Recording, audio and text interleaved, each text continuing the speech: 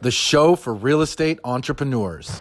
What does the apartment buying process look like from like 30,000 feet up? Because I think a lot of people, they're just intimidated, right? They can wrap their head around buying a house, but a 10-plex just seems like... Right. No, it's a little intimidating. And, you know, we have a stress muscle. We have a courage muscle, you know, and we got to build that thing. And sometimes you need to start with a duplex. So there's two kinds of multifamily. For those of you that don't know, many of you watching probably already do, but there's residential and there's commercial. Residential is duplex, triplex, fourplex, or if you're in the Northeast, it's 2-family, 3-family, 4-family.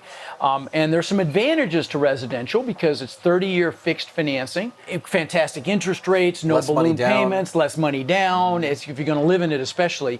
And so it's some real opportunities there. And then there's commercial. Now, commercial's 5 units or larger. And the disadvantage to residential is the values based on comparable sales. So, you know, if you don't have comps, you can't get the value up where you want to. But what's great about commercial multifamily, meaning 5+ units, is the values based on a multiple of the net income. So it's, you know, you divide it by the cap rate, and that's how you determine the value. And what's incredible about that is if you find a property that you can raise the net income on, by either raising the rents or decreasing the expenses, you exponentially increase the value. Let me give you an example. One of the deals that we just closed on a month ago is in Shreveport, Louisiana. It's a 403-unit property. And the guy just let it go into the ground. I mean, I've never seen such horrible management. I'm head-scratching stupid. But he's at 70% occupied, okay? So 30% vacant.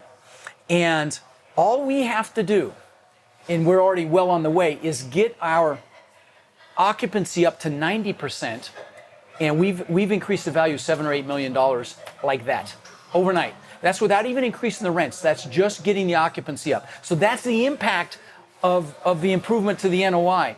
And so, you know, at a high level, let me give you kind of a high level synopsis of the business, okay? First of all, remember, it's a team sport, okay? And what I mean by that is, if you've done single-family investing, you can do it by yourself. Multifamily, you're not going to do that. It's an absolute team sport. And what I mean by that is you're going to develop relationships with brokers, with property managers, with bankers, with potential partners even, with investors.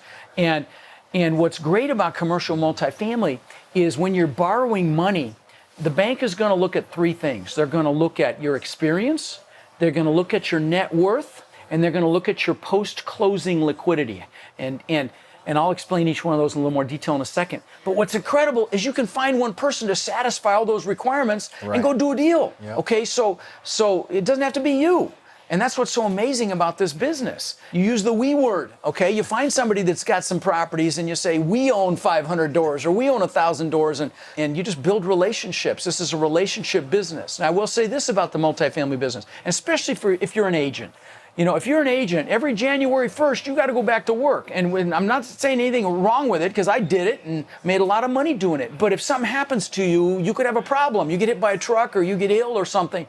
So I'm going to encourage you to buy, I don't care if it's real estate. I mean, that's your wheelhouse. It should be real estate. But buy things that cash flow so that ultimately you've got other income coming in. Okay? And so that's why I'm really glad Oliver had me on the show, because that's the message there, is push through the fear and start using some of those commissions to take down some property that's developing cash flow. And I suggest multifamily just because, you know, it's been so good to me, versus single family. But there, you know, you can do it in other commercial asset classes as well: self-storage, warehouse, mobile home parks, industrial, office, whatever. Certainly you can do it in any of those, but I'm going to speak to multifamily. But the beautiful thing is you put a team together, and the bank will want a net worth equal to the loan amount. But again, you just give somebody a piece of the deal to lend their resume, okay?